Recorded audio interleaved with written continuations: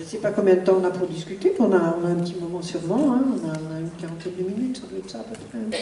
Alors, tiens, un monsieur, deux messieurs, un en haut et ensuite un en bas.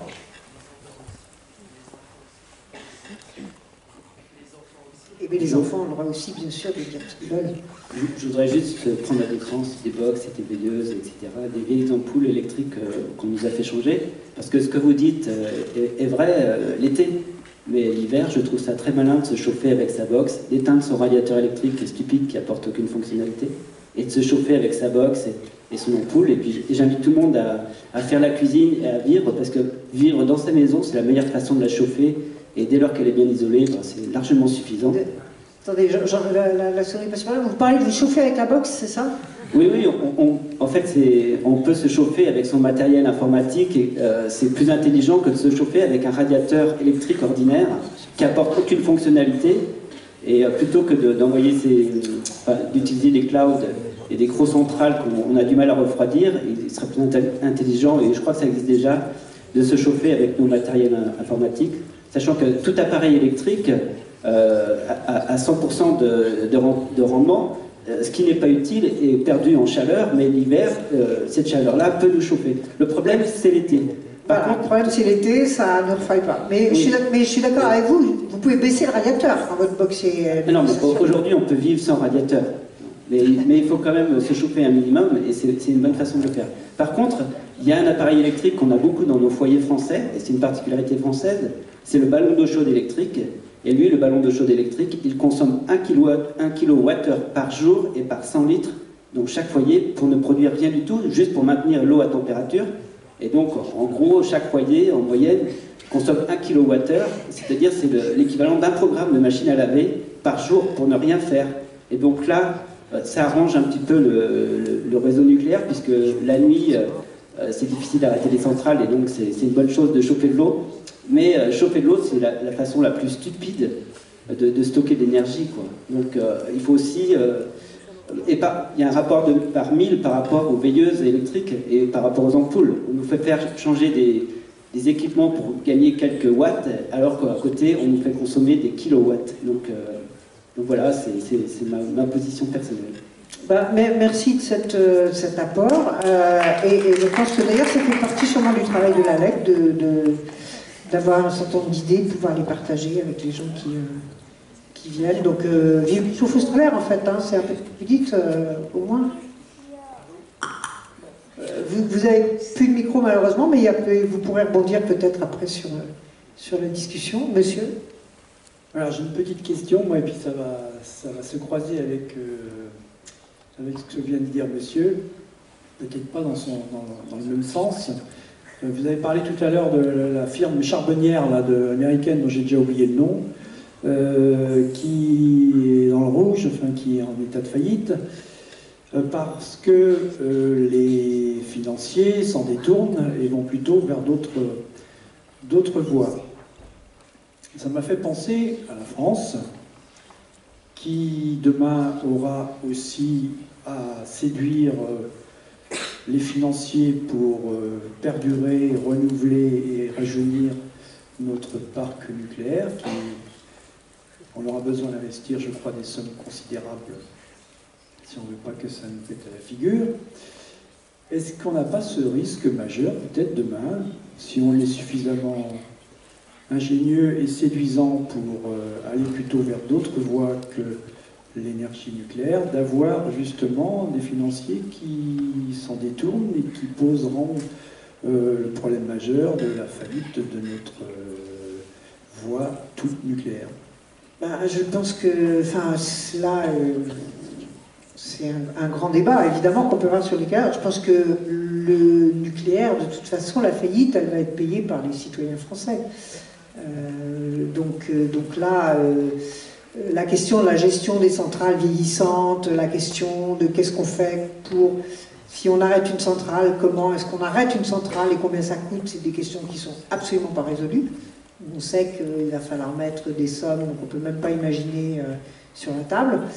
Je ne sais pas très bien qui va les mettre. La France est un pays quand même effectivement tout à fait particulier, puisqu'on est le pays le plus nucléarisé au monde, on a mis un peu tous nos œufs dans le même panier.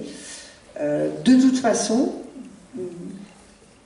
il faut bien sûr qu'on fasse monter les renouvelables en France, mais de toute façon, la question du financement du nucléaire et même de l'arrêt éventuel du nucléaire, que malheureusement on voit repousser d'année en année, va nécessiter des financements dont aujourd'hui on ne sait pas d'où ils vont venir.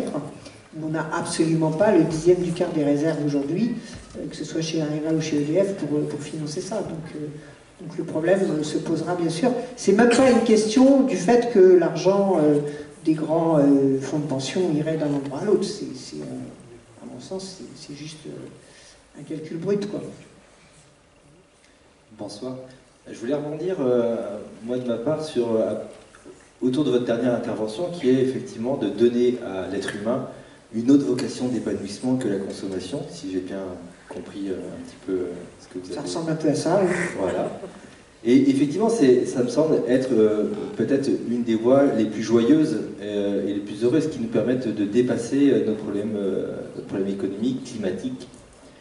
Et effectivement, il semble important, je crois, de pouvoir proposer à chaque être humain, quel que soit son âge, quel que soit son développement, une forme d'épanouissement qui soit autre que celle d'aller courir à Black Friday, je prends 80% sur un écran 104 cm. Voilà. Et je pense qu'il y a beaucoup plus de bonheur à aller se promener en forêt, sentir l'humidité de la saison, cueillir des champignons. Voilà, et toute autre activité qui pourrait nous rapprocher de notre âme. Voilà, après je vais parler peut-être un peu de spiritualité, mais c'est vraiment parce qu'on en est très loin et ça paraît presque une injure quand on dit de la spiritualité dans tout le monde, tellement on est matérialiste, tellement on est accroché à ce qui est autour de nous. Et en même temps, je vois plein de gens le faire, je vois plein de gens se bouger en son sens. Et à mon avis, c'est un sens d'épanouissement de l'être qui est vraiment intéressant. Mais que Dieu, c'est dur. Et je dis ça sans mauvais jeu de mots, je suis athée, je ne vais pas faire de prosélytisme religieux ici, mais c'est dur parce que tout courant est dans l'autre sens, et il faut vraiment avancer et naviguer avec les courants contraires. Quand je parle des courants contraires, c'est les courants économiques, les courants politiques, qui ne sont que dans un sens qui leur arrange. Et quand on parle tout à l'heure d'économie, le temps économique, le temps politique, il n'a rien à voir avec le temps environnemental. Quand on parle de mouvements de capitaux, on n'est pas sur la même durée les mêmes investissements. Ça réfléchit à 10-20 ans, grand maximum. Et encore. Maintenant, on est plutôt sur des jours, des mois de retournement. On dit, tiens, finalement, on va réinvestir autre part. Mais le temps environnemental, c'est pas celui-là. Et je crois vraiment que... en tout cas, moi, j'aspire vraiment à ce que le courant change un petit peu de sens et qu'il nous porte, nous les êtres humains, qui sont en train de proposer un cadre d'épanouissement qui soit différent et qui soit joyeux et qui ne soit pas dans la contrainte.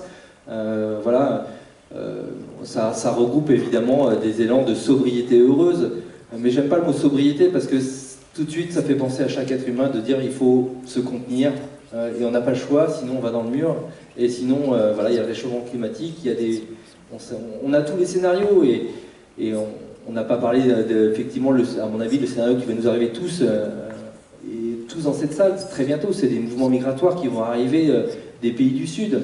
Là, c'est évident, et ça n'a rien à voir avec les mouvements qu'on a subis et qu'on a gérés difficilement ces dernières années. Et ça va être tout autre chose, ça va être des millions et des millions et des millions de personnes qui vont se déplacer. Et donc là, effectivement, on va avoir de l'instabilité. Et là, le cadre d'épanouissement que je pouvais proposer en début d'intervention, il va être compliqué à mettre en œuvre. Ça va être compliqué d'aller se balader, d'aller profiter d'une forêt et d'aller cueillir des champignons si, en même temps, simultanément, on a des millions de gens qui débarquent dans les pays tempérés. Ça va vraiment être simple. Voilà, donc pas être simple. Donc j'ai envie de porter, soyons heureux et faisons en sorte que le mouvement s'inverse, et notamment au niveau des politiques. Alors, je partage tout à fait ce que vous avez dit sur le temps du politique et de l'économique n'est pas celui de la nature. Évidemment, la nature, elle marche sur des grands équilibres. Je vais apporter une petite note d'espoir, c'est que les communautés humaines n'ont pas toujours vécu sur les mêmes fondamentaux. Et cette espèce d'irrépressible besoin de consommation matérielle, c'est relativement récent dans l'histoire des hommes. Pendant longtemps, les sociétés humaines possédaient très peu et ne cherchaient pas à posséder des choses parce que ils avaient justement, par exemple, ce rapport avec la nature que pouvaient avoir les sociétés de cueilleurs-chasseurs, parce qu'à un moment donné, il y avait des sociétés qui peut-être étaient plus spirituelles, etc., et pour lesquelles les valeurs étaient différentes. Je pense que la question des valeurs, elle est fondamentale, quoi. On est nous, dans une société où la valeur, c'est ce que vous gagnez et ce que vous avez à votre disposition, en gros, hein, comme bien matériel. C'est-à-dire qu'aujourd'hui, c'est ça les valeurs, mais ça n'a pas toujours été ça. Donc, ça peut encore changer. Je veux dire, on n'est pas condamné, à ça. Il y a eu des moments où l'homme a été autrement, et s'est organisé autrement collectivement. Donc, ouais, je suis d'accord, c'est pas facile à bouger parce que, oui, parce qu'on est nombreux, parce qu'on est tous entraînés là-dedans, parce que... voilà, je pense que ce qu'on voit, je pense que beaucoup d'entre vous, par exemple, ont vu Demain, ce film qui est sorti l'année dernière, qui a eu un succès incroyable. Franchement, au départ, ils s'attendaient à avoir 50 000 spectateurs. En France, ils en ont eu 1,5 million ou 2 millions. Parce que voilà, ce film respirait la joie quand même. Ce film qui racontait des tas d'expériences un peu partout sur la planète, on voyait des gens heureux, on voyait des gens qui faisaient des trucs ensemble et ça donnait envie. Ça donnait envie de se dire, bah oui, moi aussi dans mon quartier, je peux faire pousser mes incroyables comestibles ou je peux faire je ne sais quoi. Et je pense que c'est vraiment ça qu'il faut qu'on fasse. C'est le faire pour nous, mais c'est aussi le faire pour donner envie, quoi. Alors, bonsoir. Je suis sûr qu'il y a plein de gens qui font des trucs. Alors, où est le micro là ? Je suis là. Et le micro avec. D'abord, je veux féliciter le monsieur qui arrive à se sauver avec sa livebox. On ne vous entend pas très bien avec le micro, je ne sais pas s'il est éteint ou pas. Ça marche ? Ah, faut que je le mette plus près. Non, je voudrais d'abord féliciter le monsieur qui se chauffe avec sa livebox. Il doit avoir une maison plus que passive et c'est très bien. Mais enfin bon, je pense que c'est pas la majorité des personnes. Enfin bon, je ne regrette pas sur son intervention, mais je suis en total désaccord avec ce qu'il a avancé. Mais je pense qu'il y a un point quand même important qui n'est pas soulevé, mais qui est en corollaire avec la consommation. On sait que la consommation, elle est tirée par des gens qui ont un fort pouvoir d'achat. Et on n'a pas parlé des inégalités. Aujourd'hui, les inégalités, on sait qu'elles sont de plus en plus criantes sur la planète, au sein de chacun des États, mais au sein du Nord et du Sud, enfin entre les différents pays. Et aujourd'hui, loin de combattre ces inégalités, elles sont en train de se renforcer. Et on sait bien que chacune des classes sociales aspire à avoir le même niveau de consommation que la classe sociale supérieure, donc une forme de singer un peu ceux qui sont au-dessus. Et donc c'est comme ça qu'on en arrive aussi à ce désir de consommation qui est entretenu en permanence. Et si on n'arrive pas à lutter contre ces inégalités efficacement, et là je pense que vraiment, là c'est du domaine de la politique, on va un peu dans le mur, parce qu'aujourd'hui c'est vrai que l'on demande à tout un chacun, et c'est justifié de faire des efforts, mais lorsque ces efforts ne sont pas partagés par l'ensemble de la communauté, je pense que ce n'est pas entendable. Donc aujourd'hui, on se glorifie de vendre des Airbus en France, on vend des Airbus pour le monde entier, qui sont aujourd'hui utilisés encore par une minorité de personnes, de plus en plus avec les low cost. C'est ce modèle-là qu'il faut inverser, c'est-à-dire que lorsque les gens voient des personnes aisées qui se trimballent, qui se promènent en jet, chacun aspire à aller à l'autre bout de la planète de plus en plus souvent. Donc c'est tout un modèle qu'il faut revoir. Ce modèle, il est tiré par les inégalités. Donc si on ne s'attaque pas aux inégalités, je pense qu'on n'arrivera pas à grand-chose, parce qu'on ne peut pas responsabiliser tout un chacun si son voisin ou si les personnes qui sont placées à des instances de pouvoir n'agissent pas de la même manière. Comme le disait, je crois que c'est Mao, le poisson pourri par la tête. Voilà, que fait-on de la tête ? Je suis assez d'accord avec vous, et je pense que c'est deux choses totalement parallèles. Parce que, d'abord aussi, parce que les gens qui vont le plus souffrir en premier, des questions climatiques et des questions d'écroulement de la biodiversité, c'est les gens les plus défavorisés, les pays les plus défavorisés, et à l'intérieur d'un pays, les populations les plus défavorisées. On a terminé là, il y a quelques mois au Conseil économique, social et environnemental dans lequel je travaille avec Jean Jouzel, une étude justement là-dessus sur les inégalités vis-à-vis du changement climatique en France, et c'est évident. C'est en général eux qui sont le moins responsables, et c'est eux qui payent en premier. Donc il y a, et je suis d'accord avec vous aussi que globalement, une société qui est plus égalitaire, elle est plus à même de se réformer et d'avancer. Donc il faut y aller sur tous les sujets, j'allais dire, sur tous les combats. Mais on ne peut pas dire qu'on va faire l'un avant l'autre, ou voilà. C'est forcément une forme aussi de conjonction pour avoir des sociétés, oui, et une société planétaire aussi, qui soit plus égalitaire et qui fasse que aussi ça permette de changer les comportements. Je pense que vous avez tout à fait raison. Tout à l'heure, quand je nous écoutais, on m'entend pas? Ouais, c'est vrai. J'ai réalisé. Levez la main parce que. Ah, je suis là. Ah oui, d'accord.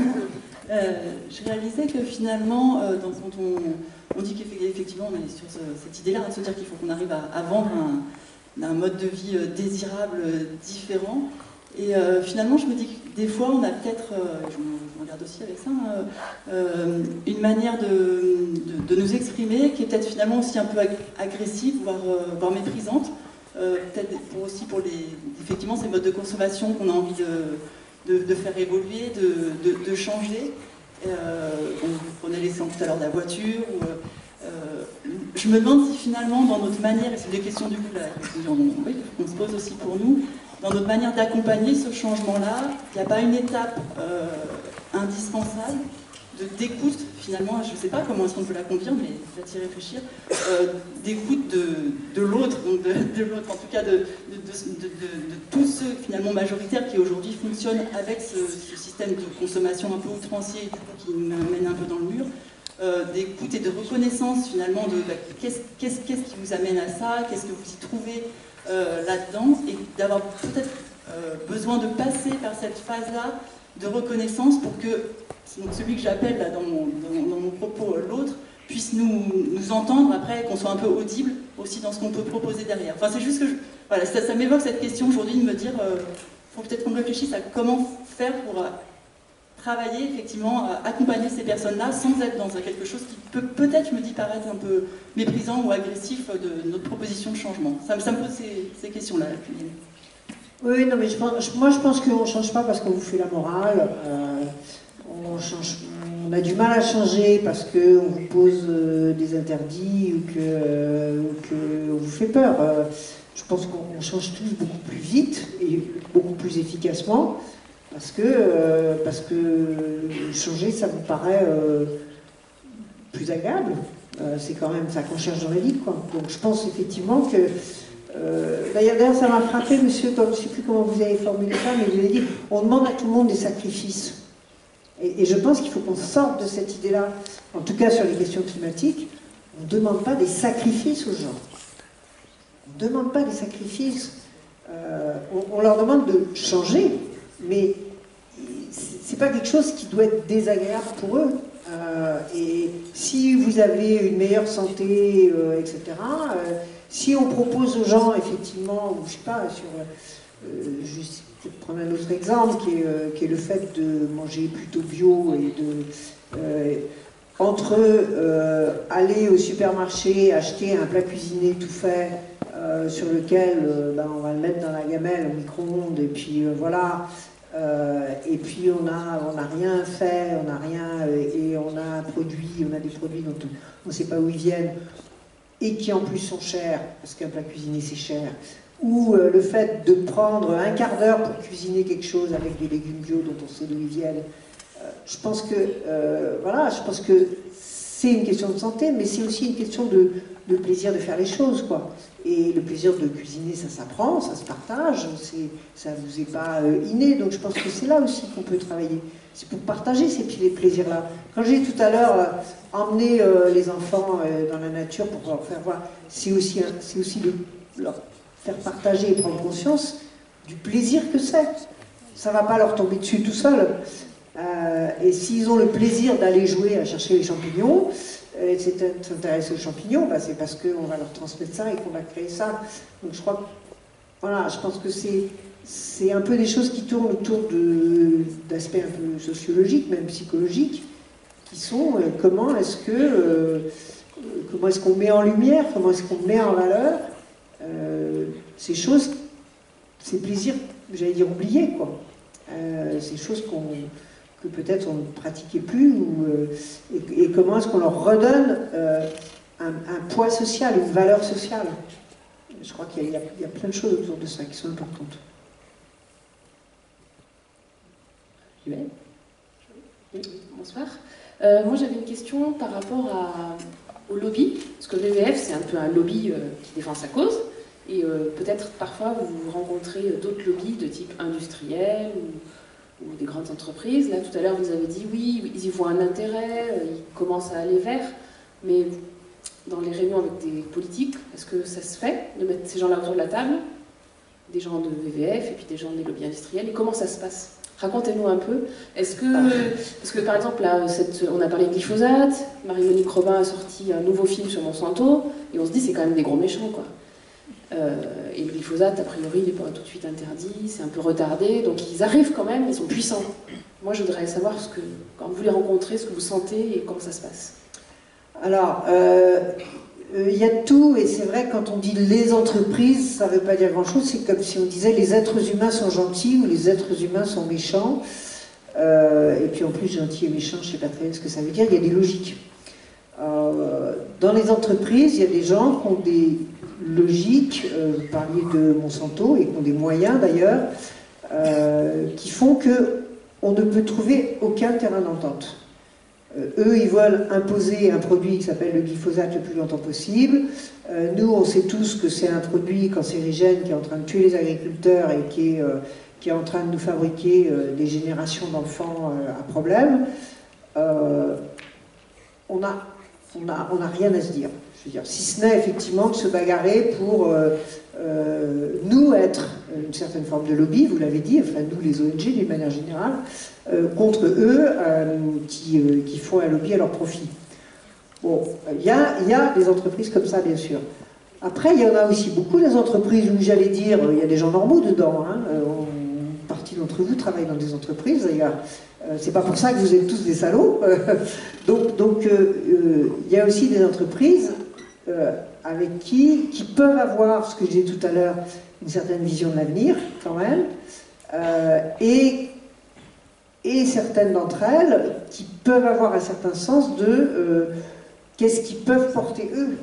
Et à ce moment-là, on arrive à discuter. Puis on peut arriver à les faire bouger, à les entraîner.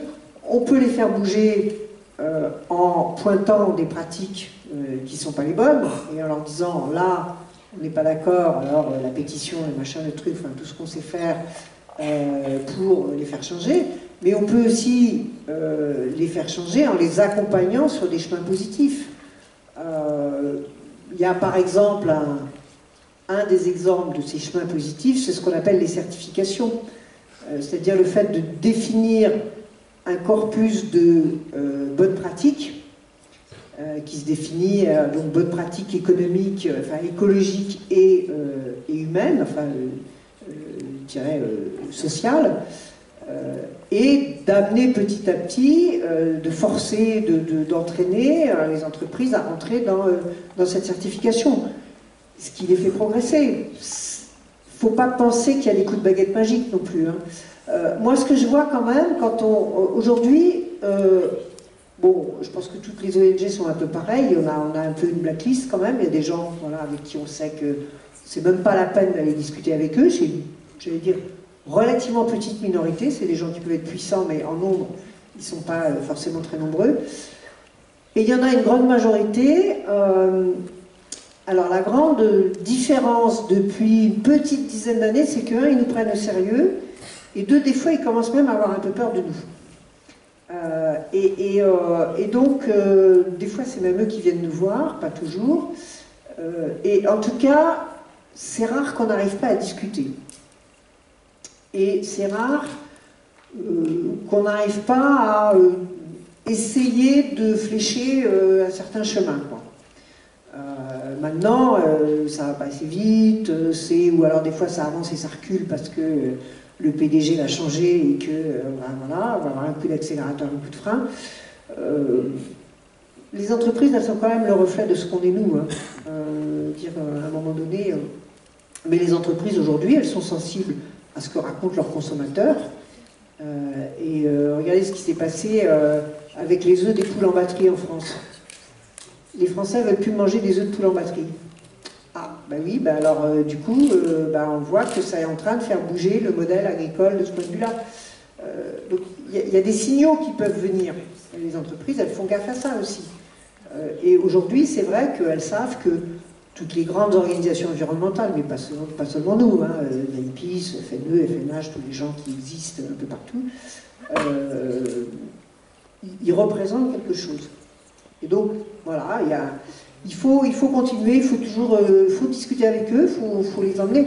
Les choses ne changeront pas si, entre autres, eux ne changent pas. Enfin, les entreprises ne changent pas. Le monde économique, d'une manière générale, parce que les entreprises, c'est... En tout cas, si la pratique économique ne change pas, ça rejoint un petit peu ce que disait tout à l'heure monsieur, c'est aussi un changement économique qui doit se faire. Sinon, voilà. Donc aujourd'hui, c'est ça qu'on vit, quoi. Nous, on discute beaucoup avec plein de gens, et des fois, on arrive à se mettre d'accord sur 5%, des fois sur 40%. C'est très variable, mais enfin voilà, on pense que ça fait partie des choses qu'il faut faire, comme on discute avec les politiques, et que là aussi, il faut toujours y revenir, quoi. Enfin, il ne faut jamais les lâcher, quoi. Il faut toujours essayer d'avancer.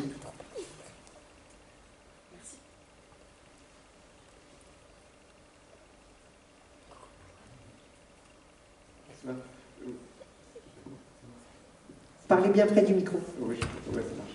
Comme vous l'avez dit, ça urge, et je crains que le changement de comportement, ça va mettre trop de temps par rapport aux urgences. Et donc, moi, je crois quand même à la place du politique. Et l'histoire nous montre que le politique, dès lors que la population commence à être prête, le politique peut avoir un temps d'avance et faire passer des choses. J'ai 3 exemples en tête. Hein. J'ai l'impression que c'est le contraire, mais bon. L'abolition de la peine de mort, elle n'est pas arrivée attendue, elle n'était pas demandée, et le politique a pris de l'avance. La réduction de la vitesse sur les routes, c'était bon pour la sécurité, c'est bon pour la consommation d'énergie. Les gens n'attendaient pas ça, et le politique a marqué le coup. D'arrêter de fumer dans les espaces publics, le politique a marqué le coup à un moment où la population était sans doute prête à accepter ces genres de choses-là. Donc moi je pense au politique, il doit être capable de prendre de l'avance, de repérer des choses qui sont peut-être encore contraintes, mais les gens sont un peu mûrs pour le faire. Et donc est-ce que vous avez, ou le WWF a 2-3 exemples de choses qui maintenant devraient passer dans le politique parce que la population est prête à, peut-être pas l'accepter, va râler un petit peu, mais est quand même capable de l'entendre compte tenu de tout le contexte qu'on connaît actuellement. Oui, enfin, vous avez raison, le politique, normalement, il devrait avoir une vision d'avenir, il devrait savoir où est-ce qu'il pense qu'il faut emmener la société à 20 ans, 30 ans, et puis il devrait être capable aussi de détecter les signaux faibles et de les faire émerger quand il pense que ce sont des bons signaux. Malheureusement, il ne le fait pas toujours, il le fait même, je trouve, assez rarement. Et souvent, moi je trouve que la société est souvent en avance sur en tout cas, sur l'action politique. Et souvent, l'action politique, la loi, elle se fait parce que ça bouge de partout et que ça pousse de partout. Et regardez aujourd'hui la question des femmes.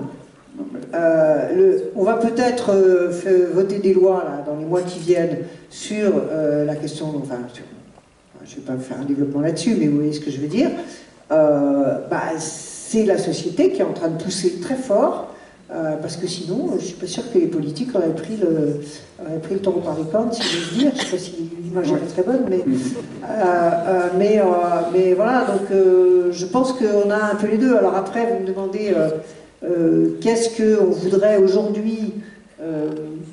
Nous, il y a plusieurs champs sur lesquels on pense que ce serait important. Par exemple, il y a quelque chose qui est très constitutionnel. Tiens, je vais prendre un truc très... nous, on porte le fait qu'on voudrait que l'implication de la France dans l'accord de Paris, ça soit constitutionnel. C'est-à-dire qu'on voudrait qu'à l'occasion d'une révision constitutionnelle à Versailles, comme il y en a une fois de temps en temps, on dise l'accord de Paris, le fait qu'on veut viser moins de 2 degrés à la fin du siècle, c'est le socle, c'est un des socles de la nation française, donc c'est dans la Constitution française. Et ça changerait plein de choses au niveau de toutes les autres lois qui sont prises sur les questions climatiques, sur les questions d'énergie, sur les questions de tout ce que vous voulez. Parce qu'il y aurait une référence constitutionnelle. Comme on a dit à un moment donné, le principe de précaution, c'est constitutionnel. Parce que le fait qu'on ne peut pas dire qu'un petit groupe de gens va se lancer dans des choses qui peuvent avoir des répercussions disons, dangereuses pour une partie de la population, on ne peut pas... voilà, le principe de précaution, c'est ça. C'est qu'on ne fait pas n'importe quoi si ça risque d'avoir des répercussions. Le fait que ce soit constitutionnel, c'est extrêmement fort, parce qu'après, il y a plein d'autres lois qui en découlent et qu'on peut faire avancer plus vite. Ça, c'est un exemple. Et je prends exprès un exemple extrêmement politique.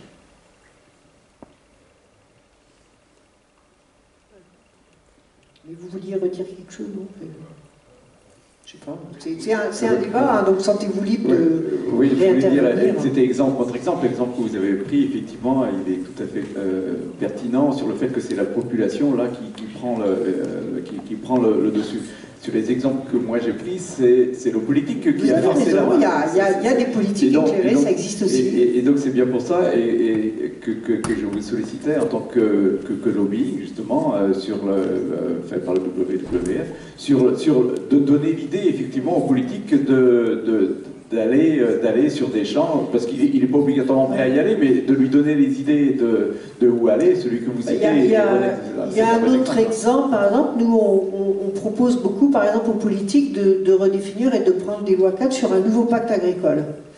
En disant, dans les années 50, 60, etc., après-guerre, il y a eu une forme de pacte agricole qui était l'agriculture française doit nourrir plein de gens à pas cher. Parce qu'on veut que les gens ne soient plus dans les campagnes, mais soient en ville pour pouvoir faire marcher l'industrie. Et on veut que la nourriture soit pas chère, parce que globalement, je fais très simple bien sûr et caricatural, la part de l'alimentation dans le budget des ménages diminue pour que les gens puissent consommer autre chose et qu'on puisse aller dans une société consumériste.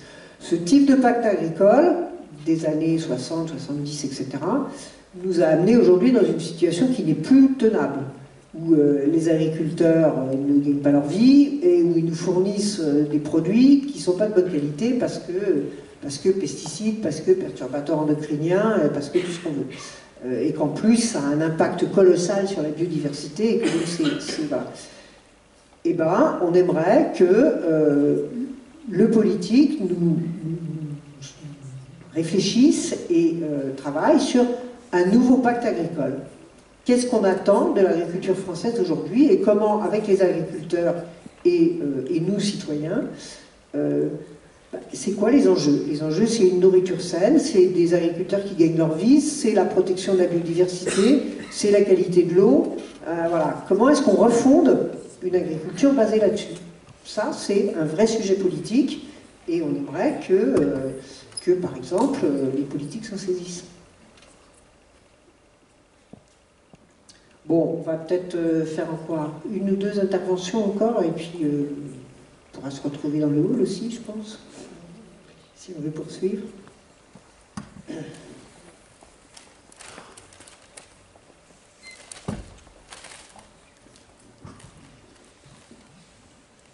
Alors si on continue sur le nouveau pacte agricole, on n'a pas que Monsanto contre nous, hein. On a tous les autres. Et en Bretagne, on le sait bien. Hein. Tous les grands industriels, les grands distributeurs. Je suis une ex-ingénieur agronome, donc... moi aussi, donc... hein, et en ce moment, on essaye de travailler dessus en Bretagne. Et pour la qualité de l'eau, ça fait maintenant plus de 40 ans qu'on est là-dessus. Hein, et on n'avance pas beaucoup. Donc ça veut dire que la mobilisation citoyenne, elle doit être phénoménale pour faire bouger. Hein, on sait bien qu'on peut faire tomber tous les murs, mais à condition d'avoir une mobilisation citoyenne extrêmement forte et extrêmement lucide. Or, on a des campagnes de désinformation caricaturales. Je suis bien d'accord avec vous, j'ai pas dit qu'on était chez les bisounours, hein. C'est un combat. C'est un combat qu'il faut mener contre effectivement des gens qui pratiquent la désinformation, voilà, contre... bon, il y a par exemple une dans la série des bonnes nouvelles. Aujourd'hui, depuis 5-6 ans, le bio en France augmente à 2 chiffres. Donc on est en train de creuser le déficit du commerce extérieur parce qu'on n'a pas assez d'agriculteurs bio en France. Ça fait partie des bonnes nouvelles, c'est une façon où nous, citoyens, on pousse à un nouveau pacte agricole. C'est une façon qu'on a de soutenir les agriculteurs qui changent de modèle. Voilà. Maintenant, oui, vous avez raison, c'est